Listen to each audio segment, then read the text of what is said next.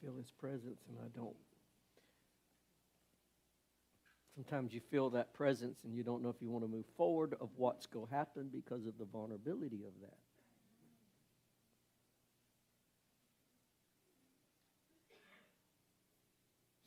Thank you for coming and looking for me today, Zach.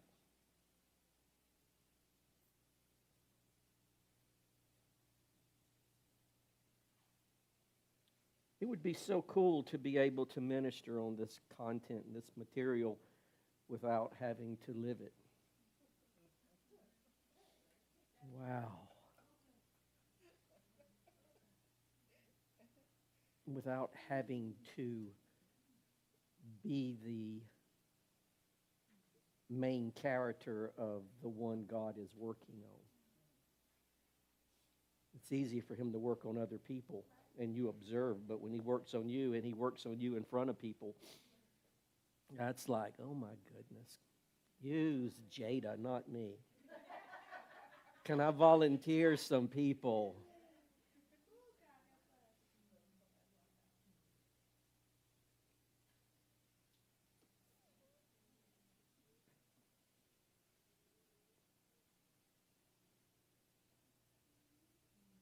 Shakima, you did a wonderful job sharing the love of God. That song's in my mind here for a moment because it says, just want to be like you. And that concerns me because we've been in church so long, but we're not like Him.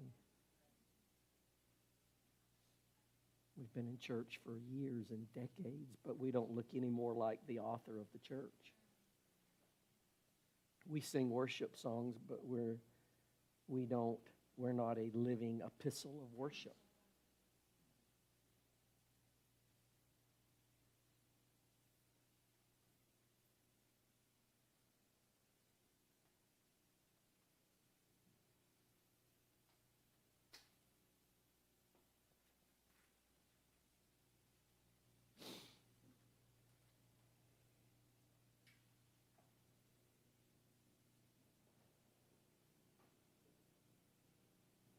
I don't beat myself up, but I just realize more and more how less like Him I am.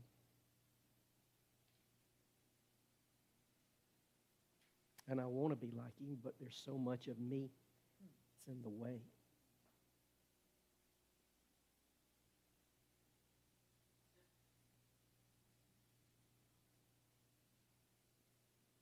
It's not the devil. It's not society. It's not culture. It's not sin. It's me.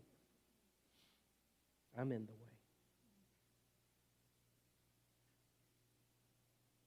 And religion will so make you think that it is the pathway when it is not.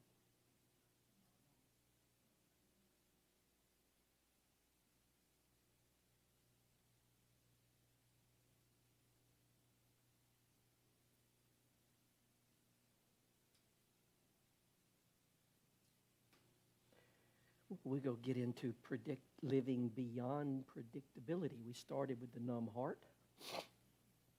And then last week we went into living beyond predictability.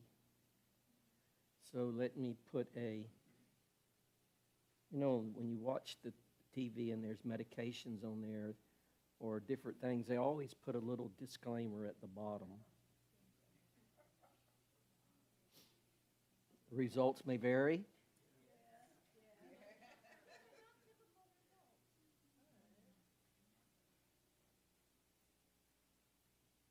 So results vary.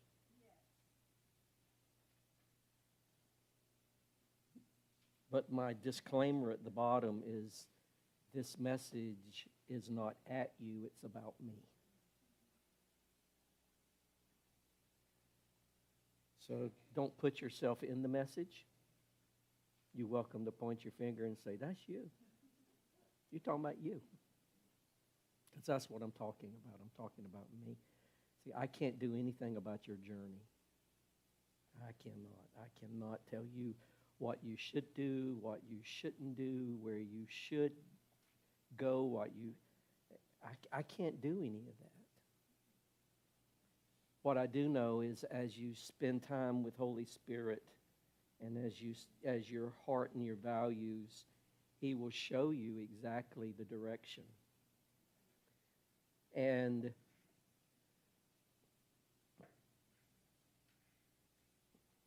I'm just going to share my journey where I am, what the Lord is showing me, and then you can take and use what you want to use and do what you want to do, and it's your journey.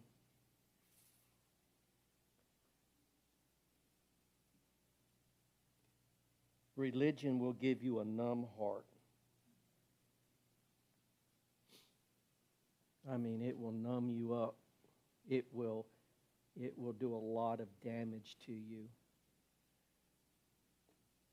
And we started out last week talking about how your heart gets calcified, how your heart gets scaled, how your heart, with our electric pressure washer in the back that's mounted on the wall, annually I have someone to come in and they kind of overhaul it, change the oil, make everything work good. But when they take that gears out, or the system where the water runs through, it is city water. It is supposedly purified water, but on the inside it has calcium and buildup and scale. It's like white, and it attaches to all of the metal parts, and it will literally pit it and eat it. I mean, it will just the minerals in it gets on that. I mean, you see that in your shower. You see, depending on if you're on well water, you see the rainbow effect of iron and hard water. And it's a scale that gets on there, and when you rub it, you can literally feel the scale. That's what plaque is. Plaque is not an instant buildup. It is over time what you eat. It's over time. It's little nano cells, nanoparticles that attach to your walls of your arteries and veins, and over time it blocks and clogs. Over time it reduces the flow. So over time there is we call that heart disease. Over time.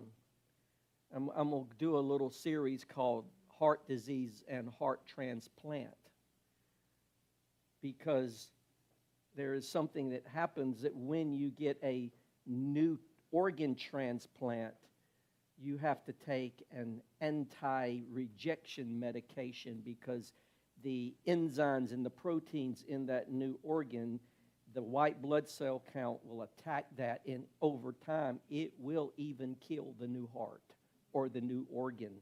It's being rejected, and without our mind being transformed, you will naturally attack the new creation and destroy it.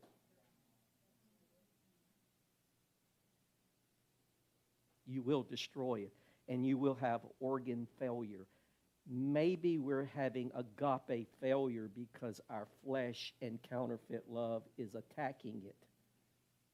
We're rejecting the transformation because we want to maintain ourselves.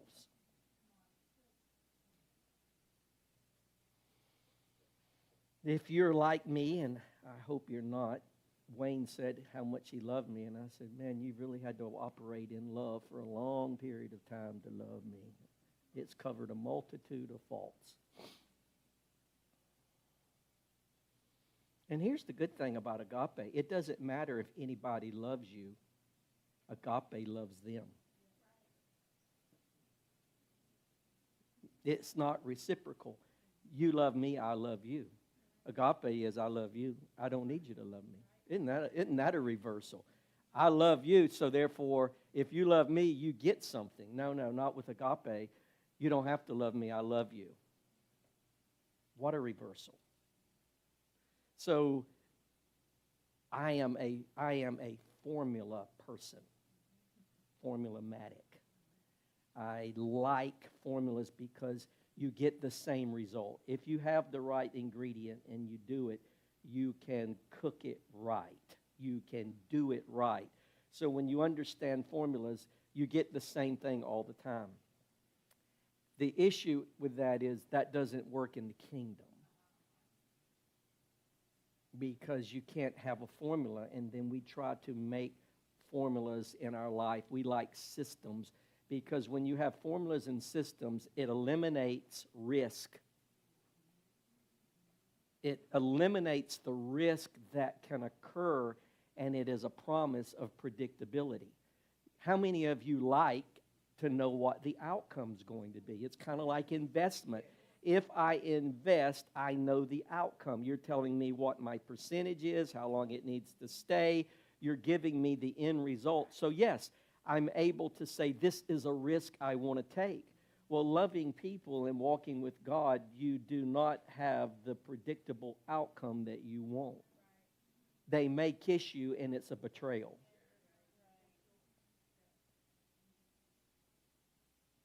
If you know someone's going to kiss you and betray you, you probably go avoid them. And you definitely wouldn't have picked them. But Jesus knew to get to where I have to go, I'm going to need the betrayal. I'm going to need someone to kiss me and let me know how it feels to be wounded in the house of my friends. You're going to have your culture to kiss you and betray you, to know what it's like. So what is the engine behind predictability? If I was to tell you, now these are not loaded questions, how do I say this, Dr. Z? Because sometimes I've been known for loaded questions, and I don't want to be known for loaded questions. I want to be known for thinking differently. So when I ask you a question, a lot of times we say things based on what we've been told or what it appears, and we've not thought of it in 10 different angles, 10 different perspectives. So if I was to ask you what is the faith chapter, what would we say? Hebrews 11. If I was to ask you what the love chapter would be, what would we say? Well, why wouldn't Hebrews 11 be the love chapter and not the faith chapter? Because Romans says faith cannot be real unless it's expressed in love. So when you read Hebrews 11, you will not see the word love in Hebrews 11. But yet it is a love chapter because faith is all about, it's about love. That is a love chapter being expressed. 1 Corinthians 13 is not a love chapter. It is a defining chapter to let you know what love is and is not. It's not a love chapter. Hebrews 11 would be the expression of love. In 1 Corinthians 13 would be letting you know the do's and don'ts of love. It's not a love chapter. It don't tell you really anything about love, but when you're operating in love, it will produce Hebrews 11. Maybe the reason we're not producing Hebrews 11 is because there's no agape to produce it. See, agape is fuel. It is the fuel for faith. Faith is not in and of itself an independent process. So predictability is obsessed with control. Predictability is obsessed with control. We're going to look at control today because we stopped last week right at going into God is love. We are going to pick that up, but we're going to look at control because I think we only have a one-sided understanding of control. We look at control as manipulation of people.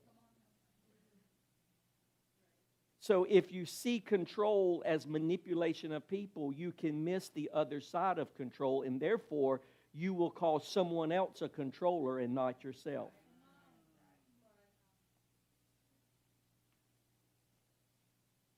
I am a controller. Say that. Look at the person beside you and say, I am a controller. Richard just told me he was a controller, so everybody knows he's a controller. Now, some of you will automatically say, I'm saying this, but I'm not really a controller.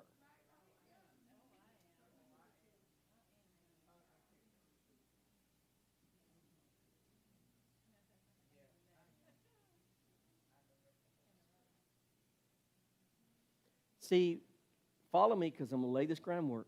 Control is what hardens your heart.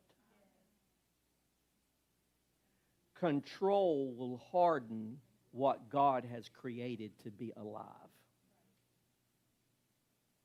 Control turns intimacy into mechanics.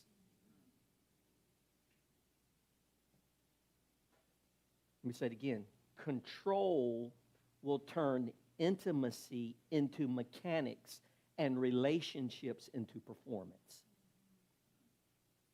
We are not performers just because we're performers, and we're not controllers just because we're controllers. There is a source behind this, and we're going to look at another side of control that I saw in myself. See, the kingdom is never about earning approval with God. It's about abiding in Him. And see, religion wants you to earn Abba's approval when Abba wants you to abide in a relationship with Him. So I'm in the process for you, so it'll be coming soon for you. I have 3 detox. I'm real big on the detox. We rarely do detox unless it is a drug, but I have a detox, a 7-day detox I'm doing, the detox on performance, the detox on religion, and the detox on work-based. To detox something is I got to get it out of my system. I got to break the need for it, the crutch I need for that. And this helps us identify it and understand what that is. So let's dive in just for a few minutes and talk about what control is.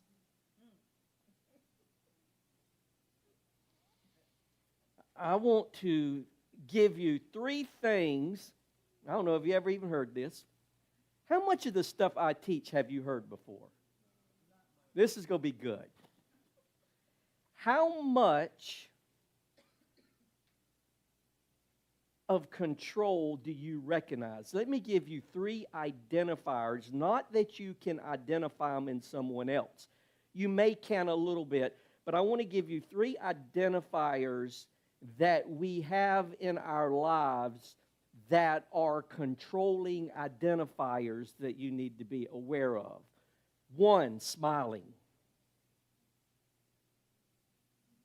2, planning. 3, editing. Planning. Yes, planning. These are 3 identifiers. Now, this is not the 5 pillars of control. This is 3 identifiers that you can just real quick look at what you're doing, where you are, and how you're doing it, and you can identify if you are in control mode. Smiling is emotional control. It's emotional. Smiling becomes a mask that hides your fear. Smiling is a mask that is hiding your anxiety and your uncomfortability. You're uncomfortable, so what do? You smile, and someone says, "How are you doing?" "I'm fine." Hello? Look at somebody and smile and say, I'm fine. When you know you're not fine, you have a terror barrier going on inside, but you're smiling because that is an emotional control to let you think I'm good when I'm really, I got butterflies, I'm nervous. And when you start understanding, a lot of people have tics when they're uncomfortable in conversations, when they're uncomfortable around people. They do dumb things. They say the wrong thing at the wrong time. They laugh at when everybody is solemn. They You're like, why are you laughing? It's not even funny. It's because you're out of control. You're facing you and what's inside of you, and you inside of you is so strong, it's coming out in weird ways. Hello? Y'all with me? See, you're saying I'm fine because you're losing control, but your soul is grabbing the wheel. Planning. Planning is situational control. And we call it being prepared. Oh, Lord, you know I'm coming down your mile-long driveway right now. See, we call our planning, we call it being prepared.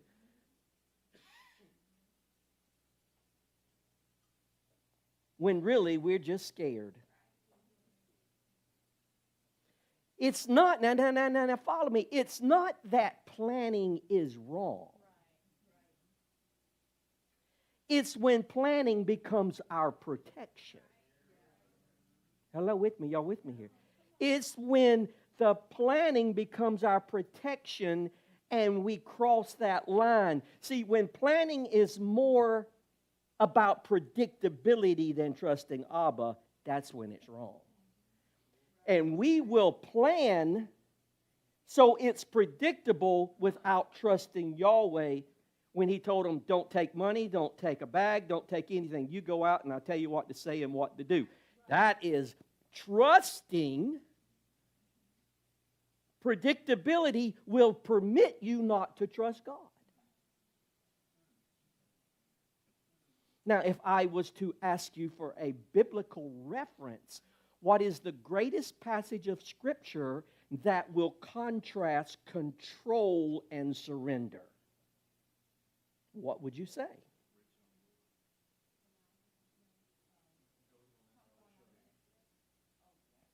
Okay. I think he just went to the bathroom. That's okay. It's okay. That's perfect timing. Let me get my Bible out, and I'm sure you have one. I want to show you the most clearest, perfect contrast of Scripture in the Bible, and it's going to come from Proverbs 3, 5, and 6. Now listen.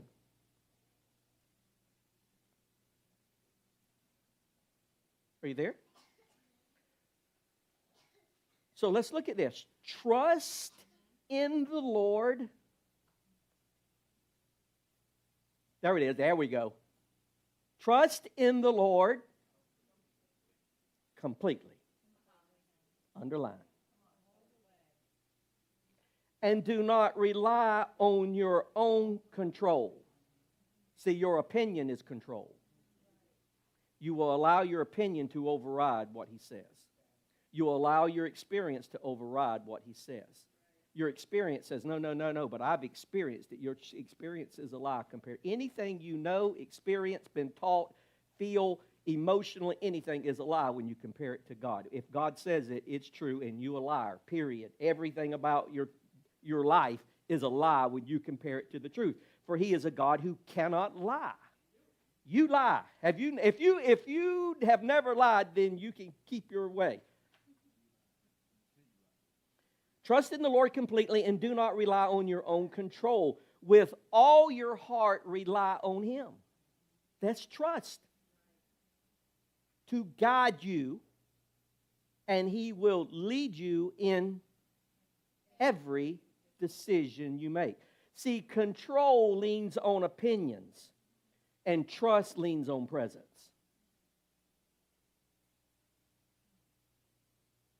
Trust leans on His presence.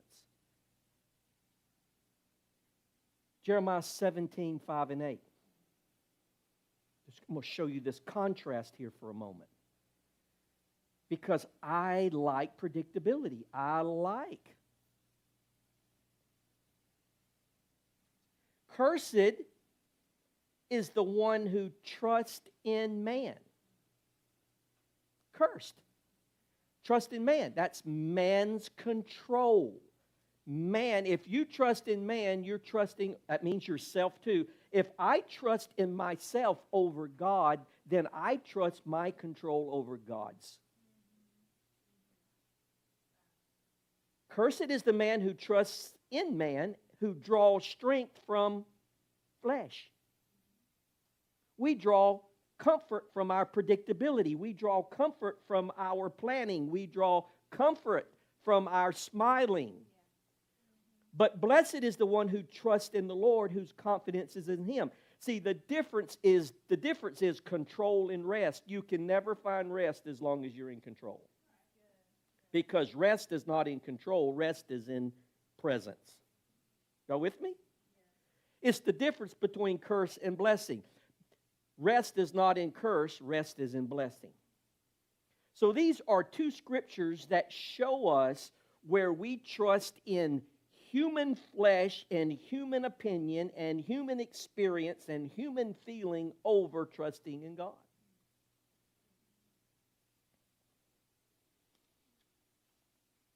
So back to the identifiers, smiling, which is emotional control, and planning, which is situational control. And the third one is editing. This is relational control. Anybody ever heard this before? Well, this is discovering Timothy Shannon Hutto. See, editing relational control, this is so good. It's editing what you say, how you feel, and how you show up. You curate yourself so you never look weak. You never look needy, and you never look messy. It's self-preservation disguised as composure. Here's the big thing. When you edit, you're editing your vulnerability out of your relationships. That's so good. When I edit myself, I don't want to be messy. I'm so precise. It's kind of like PR people. They say exactly what they need to say to get you to back off. This is an edited. It tells you just enough, but not everything. It's close enough, but it's not the truth. I'm editing my relationship so I don't get too vulnerable with you, because you will see my mess. You will see my mistakes. You will see I don't have it all together. You will see my anxiety. You will see I don't have all the answers. You will see I'm not a walking encyclopedia. You will see everything about me. So I have to edit my relationship so you always get the best of me. And that way, because you need to go tell everybody how good I am. Oh, well, I'm just all up in the mess this morning. See, control feels safe, but it's an illusion. It feels comfortable, but it's an illusion. It is not real. See, control is the drug behind predictability. It's a drug. Control is a drug, and it must be, if I'm going to have predictability, I have to be in control.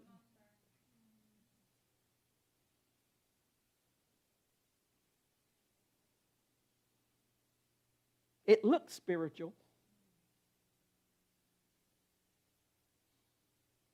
We call it wisdom. We call control wisdom. How about this one? Oh, this is my favorite. Y'all look at me and say, that's him. We call control being responsible. Mm. I should have told you to wear your rain boots today. And your waders. See, we call control all kinds of things, but we call it wisdom, we call it being responsible, but heaven calls it unbelief, dressed up in professionalism. Our control is unbelief, because when you control something, it means your way is right and the other way is wrong.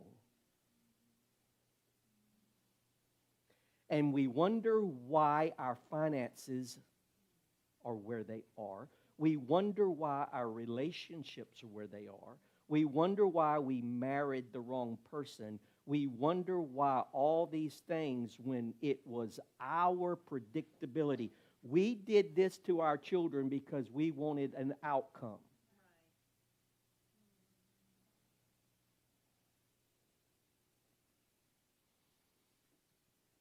See, are you ready for this?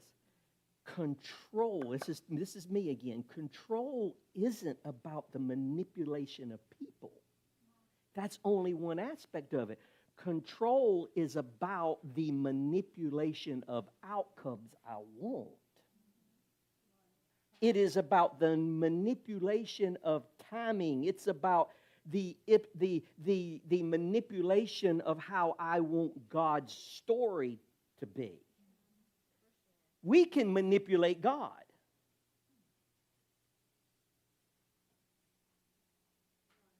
Why? When do I manipulate Him? Every time you pray?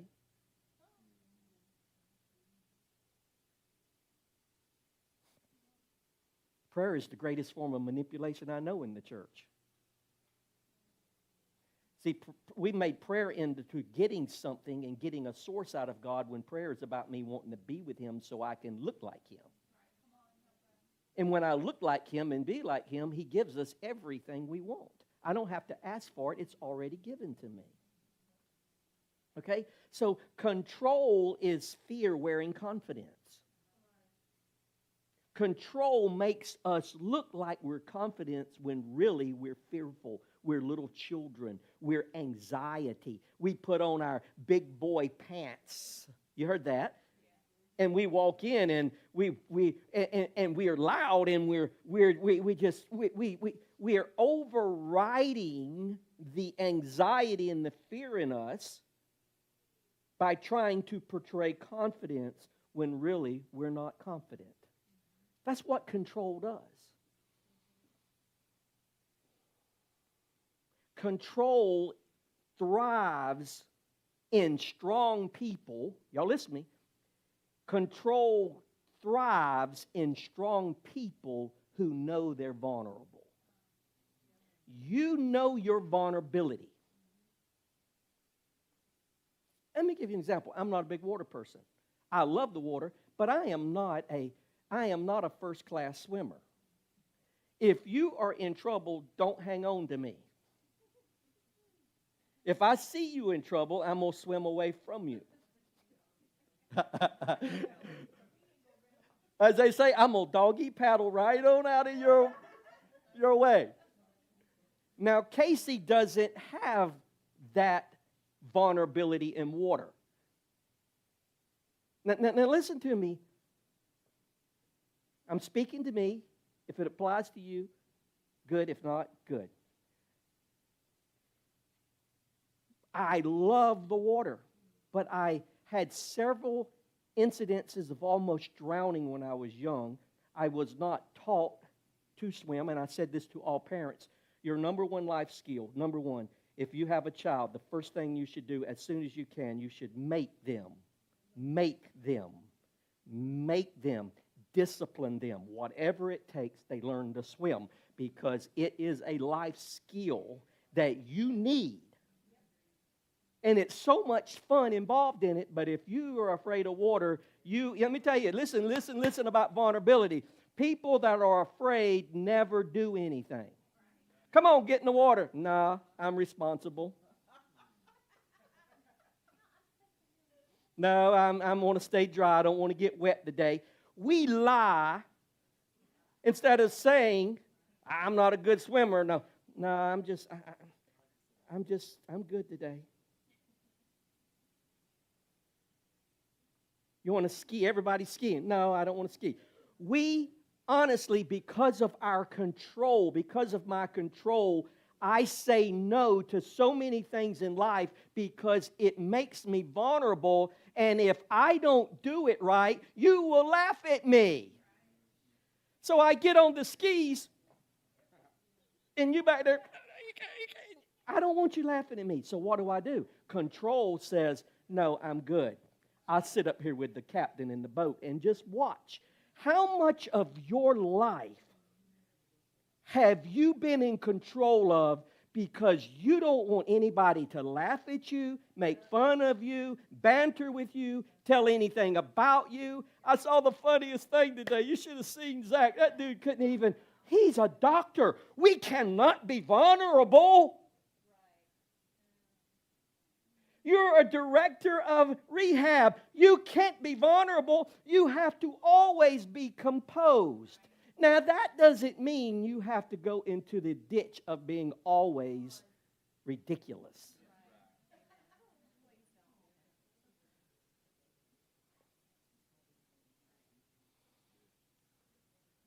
See, control thrives in strong people because they have to maintain control so they don't see their vulnerability. And people say, oh, that's not me. I don't care what people think. Just in that one point. How about all the other points? Don't get ahead of yourself and saying, well, I'm not afraid of water. I'm a good swimmer. Okay, what about the 100 other things? None's arrived. We don't need to get over-impressed because we're good in one area and bad in another. I'm just telling you me. My vulnerabilities, I like control in these areas. See, vulnerability will manipulate outcomes in time. It whispers, listen to this, I obey once I understand.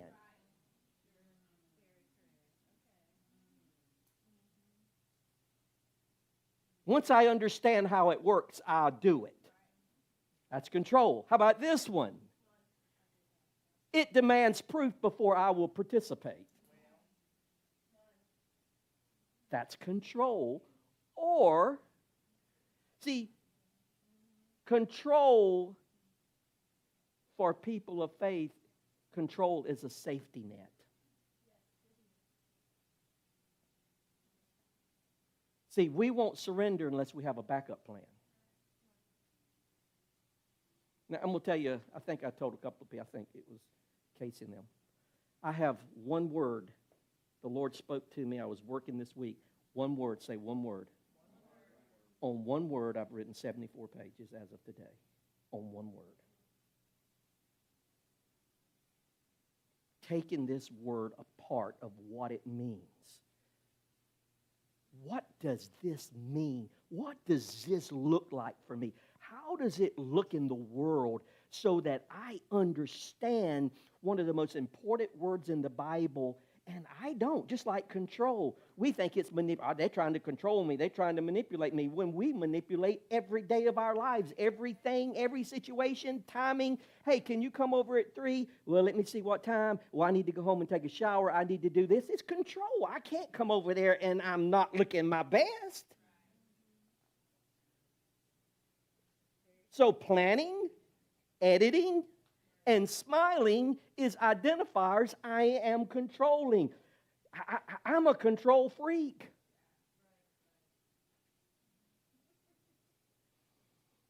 See, control refuses to live unguarded.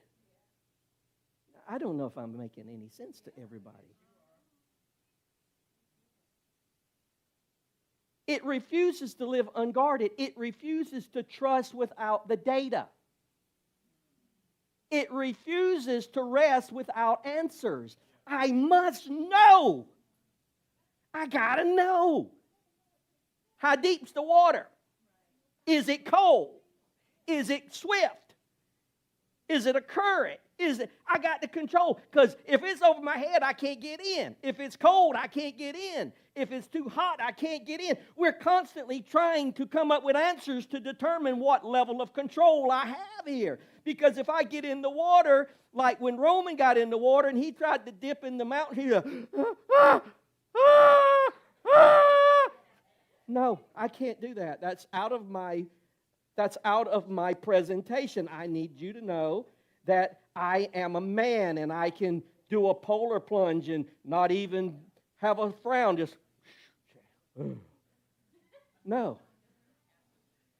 We like people to test it and then we determine whether we want to be vulnerable. Hello, am I same in worship? I don't want to be too vulnerable in worship. So our worship is controlled. It's not how good he is and how awesome it is and how amazing he is and how stunning it is. It's how will I look? Because you may have a picture of me.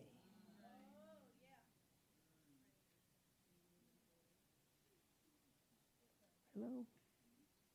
Control. But when we live a controlled life, something tragic begins to happen to us. It's tragic. We lose our responsiveness and our spontaneity to follow God. We start choosing predictability over presence. We choose control over being with Him.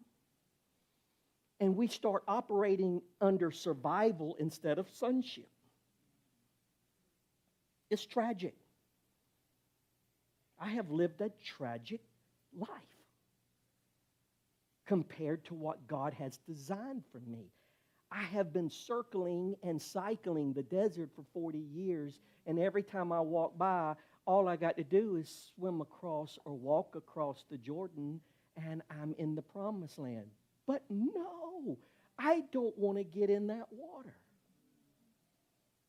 Because it may take me downstream. It may. So I prefer predictability over presence. Hello? So let's move into the next one. Control hides. We're still in control. We're going to make it that God is love. But see, control keeps us from experiencing God is love. See, control loves to hide. I don't know if you've ever seen pictures, but they make something called snake boots. And they make snake boots because snakes are so procryptic, they can camouflage so well because they've learned how to lay. I don't know if they pick and choose and select, but they learn how to lay in a bed of pine needles and leaves of all color and stretch themselves out, and the filtered sunlight is coming down and the leaves are swaying and they're just in the sunlight and you can't see them. So they make snake boots because they're so good at their camouflage, you can't see them and you can step on one. See, control is so deceptive and it is so camouflaged, you will not see it. You see it as wisdom. You see it as being responsible. You see it as all kinds of things, but not the snake it is. And that's how control operates. It's quiet, composed, and camouflaged in the rhythm of your life. It's in step with you. This is me. This is my Timothy. This is Timothy's control. Listen, it hides in your excellence and calls itself stewardship. It hides in calendars and calls itself discipline. It hides under the label of being responsible. Oh, that sounds so holy. I'm responsible. Be responsible. And we tell people to be responsible like people. But sometimes responsible is the code word for I don't trust.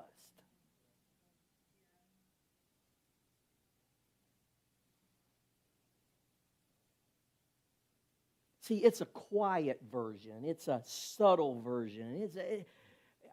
I look at pictures sometimes. They'll say, can you see the snake? And I enlarge the picture. And I'm looking, and I can't see the snake. I want to ask you, can you see the snake called control in your life? It's behind the smile. It's behind the editing. It's behind the planning. It's behind the stewardship. It's behind you having your best foot forward. It looks like maturity. Oh, how easy is that to hide behind? They're just mature. No, they're vulnerable. And they know their vulnerabilities. I know my vulnerabilities, and I keep everything controlled. It's called control is the management of fear. This is good, isn't it? It may not help you, but it's helping me. And here's the trap.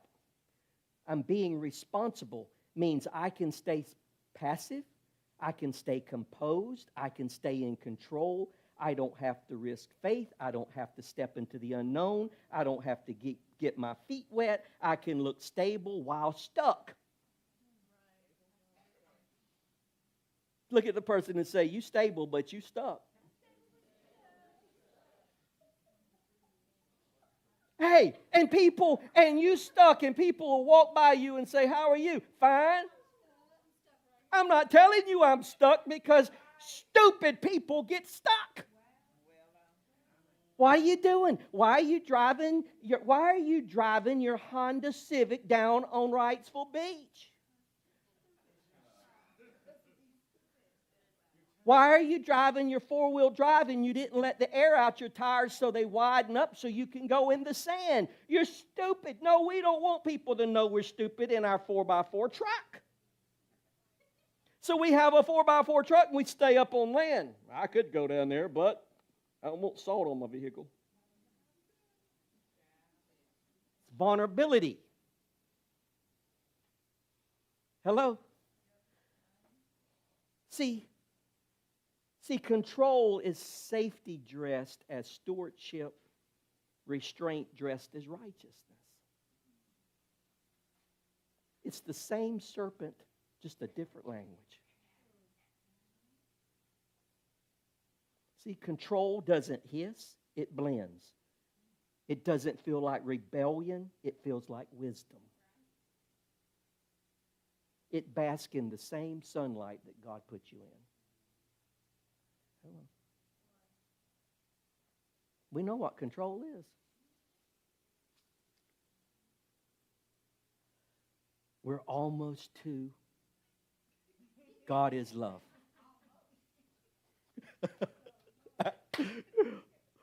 We're almost to God is love. We may close right at God is love again.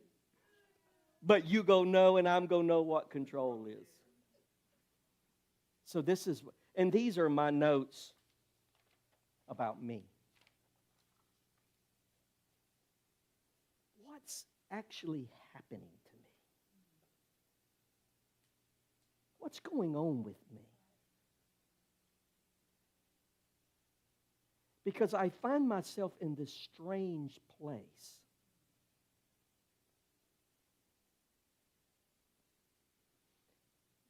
So I'm going to share with you here this morning as I was writing things out and journaling, I'm going to share some things with you about me because I find that when I expose me, it helps me move on a lot quicker. So I don't necessarily want to read this, but there's just parts I need to read. So I find myself around people, and I find myself a lot of times, and I really get unnerved sometimes by people. And because I get unnerved, I don't dislike them. I get unnerved. But helping me understand, Dr. Z, what's going on in my life, because if you don't really spend time and understand what's going on, you run over it and you just say, oh, just pray about it or whatever. So I hope this will help you. So when I meet someone or I encounter even you and our wiring clashes, see, your makeup, everyone in this room is wired differently. You're wired differently. And when you're wired differently, we call it chemistry a lot of times. There's people that I have no chemistry with at all. And when I don't have chemistry with people, I prefer not to be anywhere around you at all. Well, that's cold love. That can't be right. Can't be right. You'll find that in political parties. Can't be around them. Find that in different faith. Can't be around them. Find that in personalities. You can't be around them. How do you navigate this? Because you can't deny what's inside of you is there. It's there. It's there. It's there. So if it's there, how do I navigate what's here and operate in agape? So your inner systems, see, when I encounter people, I start scanning. Tone, pace, personality. I start scanning. What's the congruence here? What's the grounding here? What's the connection here? Am I the only one that does this? Listen, my discernment is over functioning. I'm going somewhere with this, Christy. Just hang in there. See, I'm trying to manage risk. I'm managing risk. Are you a risk for me?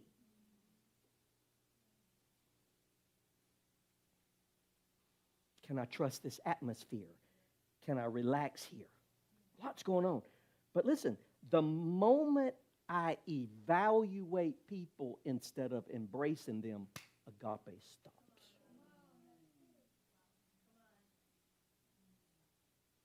Agape does not evaluate.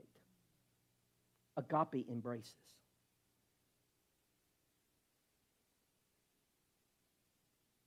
Y'all hear what I'm saying? I got to recognize I'm starting to evaluate here. I got to make a decision here. Am I going to continue my evaluation or am I going to embrace? It doesn't mean I don't evaluate and look at things. It just means what is going on here.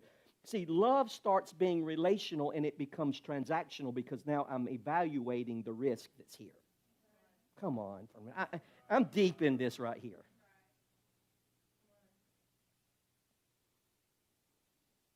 No, we won't get to God is love, but we'll stop right at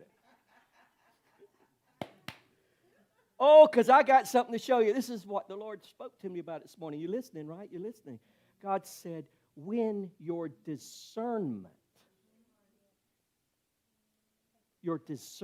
becomes judgment because it's not surrendered. Now, I'm going to give you a list right here. I'm going to run through them because I hadn't worked on this, but I'm going to feed you something here this morning. See, when you evaluate, categorize, and pull back, you're controlling. I just want to apologize to some of you. I pull back on you. It's control.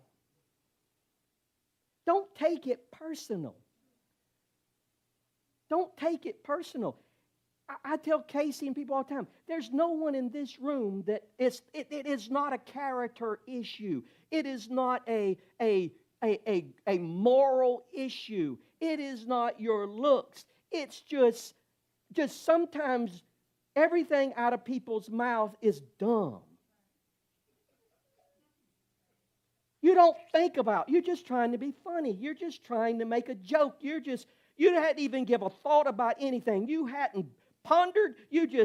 And then everybody laughs and you say, everybody like that. Then you do it again and then you're in this routine of every time something comes up, you and I'm just, I don't want to be around that. I pull back because I don't want to be around it. I'm not judging you. I'm talking me. Me. It's me. I'm not blaming you. It's me. I pull back. I withdraw. That is control. I am controlling. I don't like this. I'm controlling. Here it is. Because agape is not about sameness. I like being around, listen to me, black people. This is something we've always said. Black people like being around black people, and white people like being around white people. And when you get in a group, all the blacks go to a group and all the white. Why? Because sameness means something to us. So when we're around people and there's not a sameness, we withdraw and pull back because there's not a sameness. We'll say, well, it's not my personality type. Personality has nothing to do with agape. I like sameness. You're going to have always where people are not going to be. Jesus had a small circle. He had 12 and then he had 3. The 12 got on his nerves, so a lot of time he spent time with 3. And when they got on his nerves, he went up to the mountain by himself. Sometimes you got to get alone from everybody. Because everybody, Jesus, everybody's stupid, Father. Everybody, all of them dumb. Bunch of sheep. You put a shepherd with a bunch of sheep. But if you're not careful, your control for sameness, you won't be around people because you're not same, S-A-M-E. There's not a sameness. So I like being around people that are entrepreneurials, or I like being around people that are self-improving. I like being around people that are energy and low-key. And when I get around people that are low-key,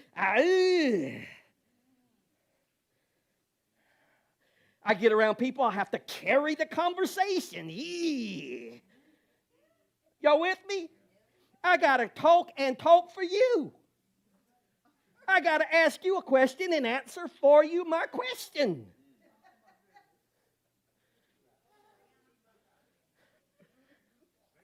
So if you see me talking to myself a lot, does this make sense to you? See, agape doesn't ask you to silence discernment.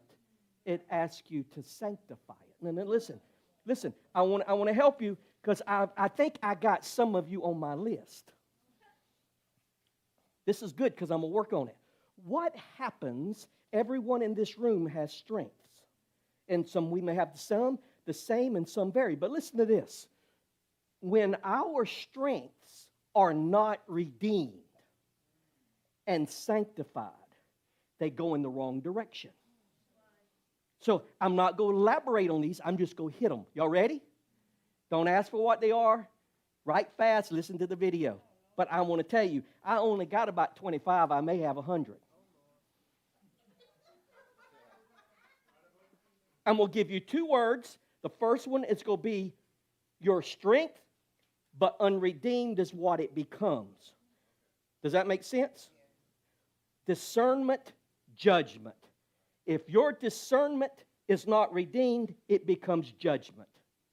Leadership, not redeemed, becomes control. Excellence, not redeemed, becomes perfectionism. Confidence, not redeemed, becomes arrogance. Discipline, not redeemed, becomes legalism. Wisdom, not redeemed, becomes cynicism. Passion, not redeemed, becomes aggression. Boundaries, not redeemed, becomes isolation. Focus, not redeemed, becomes tunnel vision. Clarity, not redeemed, becomes criticism. Courage, not redeemed, becomes recklessness. Empathy, not redeemed, becomes codependency. Humility, not redeemed, becomes I'll stop. How much of our strengths are unredeemed?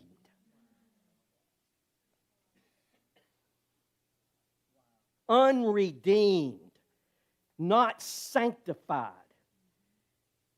And when we have these strengths that we were given and we don't surrender them and give them to God, they become the very thing that we are trying to get away from. I got up this morning, the Lord gave me a dream last night. This is a whole other thing. I've already got pictures on it and all that. It's a whole other dream. I got up this morning and it wasn't like a dream, but it was something, I don't know what you'd call it. But I was in a house, and there was a vine that went up beside the wall and went over.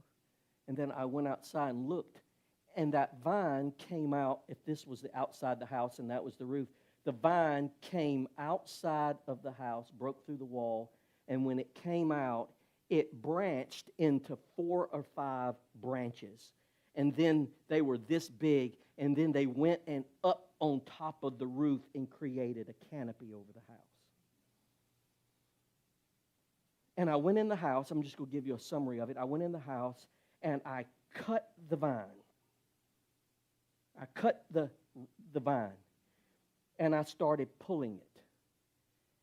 And if you know anything about vines, there's something called tendrils, and there's something called held fast. It's like vines put out these little fibers that have suction cups on them. Ivy has it, and it attaches to that. Well, when you're pulling, there's hundreds of them that attaches to the brickwork or to the wall. And as I begin to pull, paint began to come off, letting me know that there's things in our life that is so normal to us, we paint over it. Oh, boy, we can go down a road with this stuff. And I started pulling, and it pulled up the wall, and then it pulled across the wall, back around this side the wall, then it went up into the attic. And the number in my head was, this is at least, and I was pulling and paint and all this stuff was coming off. But by the time it got to the outside, it had branched into 4 or 5 big branches like this that went up onto the roof.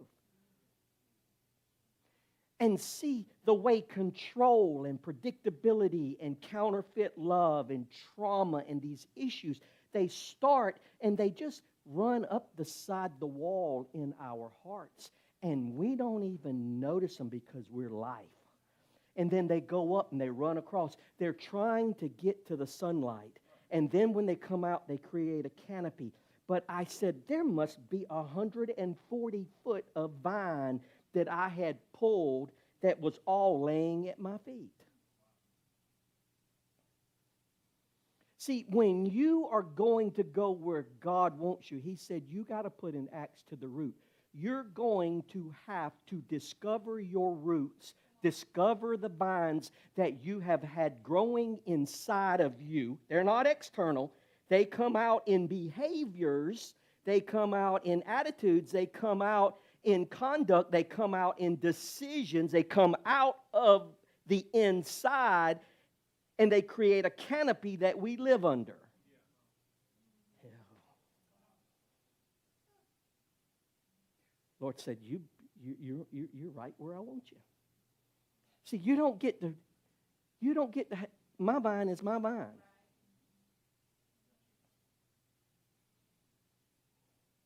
And I was pulling that vine, and it was like that vine was so, just looking at the walls, I wouldn't even pay attention to it. It's a little off, but it had been painted over. It was the same color as the wall, and that thing was a part of my life. See, your habits and your structures and your cycles and your attitude and the way you live, it is so built into your wall system internally that it's normal until you start pulling on it. And we will let it stay there. This is 56 years this vine's been growing. I'm doing good. We got property, houses. We're good. Why mess with the vine? Because you can't live in agape with a vine of a different tree. See, I want to live in His presence, not live in His activity.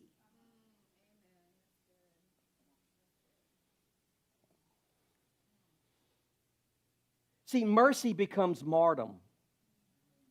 Order becomes rigidity. Flexibility becomes compromise. Humor becomes deflection. When your gift and when your strength is unredeemed, it will have a negative effect. And the Lord said, you know, you've been walking in discernment when it's not been discernment, it's been judgment. Until you redeem it, it comes back to discernment. But discernment unredeemed becomes judgment. Oh, you're not hearing what I'm saying. See, your loyalty unredeemed is blind devotion. Hey, that works, doesn't it? That works with what we've been talking about.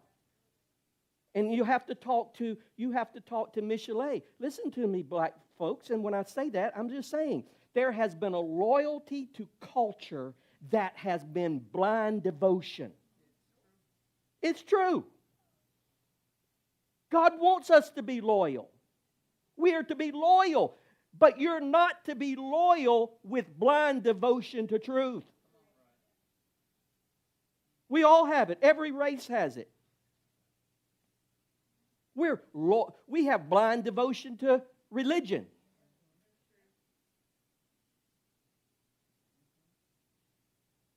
We have blind devotion to all kinds of things. We're supposed to be loyal. What happens when you recognize you've had blind devotion, but you refuse to redeem it, you deconstruct and leave the church. You're not supposed to leave the church. He said, do not forsake yourselves. But we leave the church because I'm not going to be blind devotion. That's the same ditch, just going in another direction.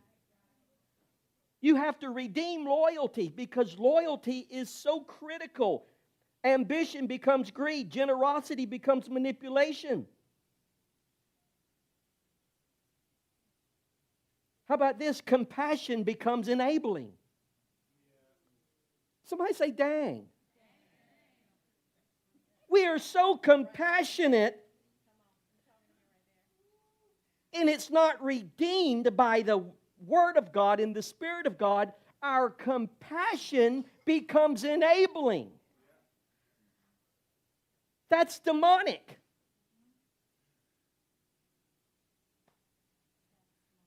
Hello.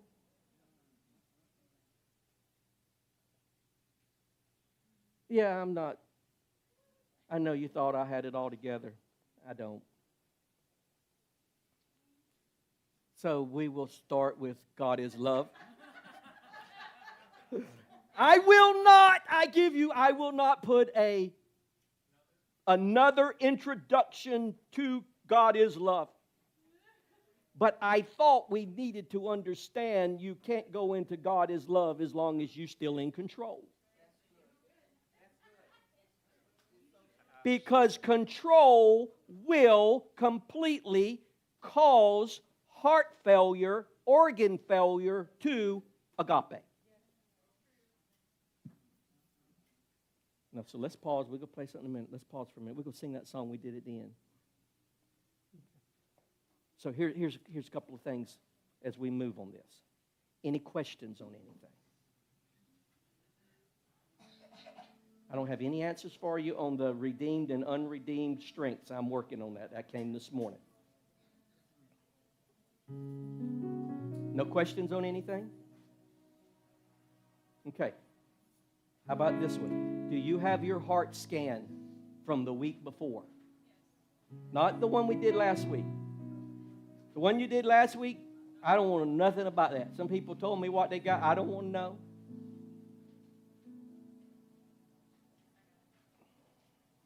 You got the heart scan?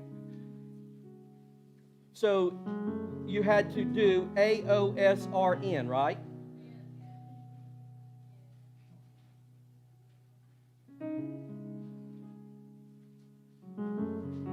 So count up how many A's you got, how many O's you got, how many S's you got, how many R's you got, how many. You need a binder when you come because we always go review and go back. How many A's? How many O's? Now remember on 4A it says a reverse code on that, so we'll work on that one.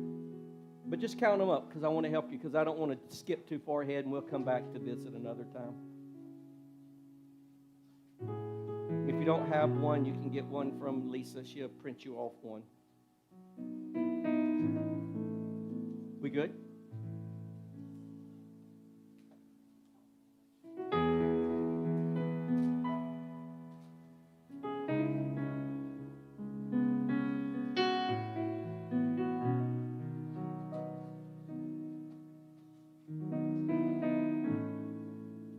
So if you have 8 to 10 of one number, like 8 to 10 A's or 8 to 10 of one, that means a strong presence.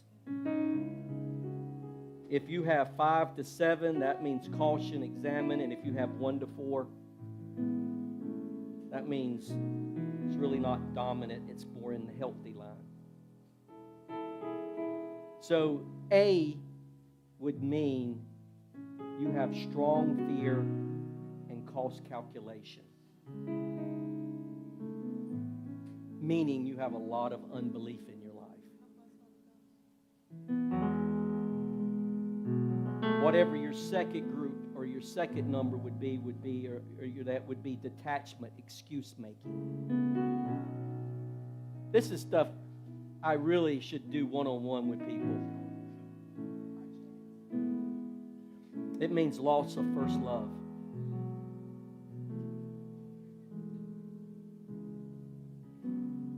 Your third number would be reasoning away conviction. You have a hard heart. Your fourth number, meaning number, your dominant would be few actions despite nudges. You don't move very quickly. You just don't do a whole lot. It's dormant faith. And the last is risk avoidance, self-protection, and self-preservation. It's kind of where you would fall on that list. If that's not real plain, we can sit down with your paper and discuss it. But I wanted to give you where you have some numbers to look.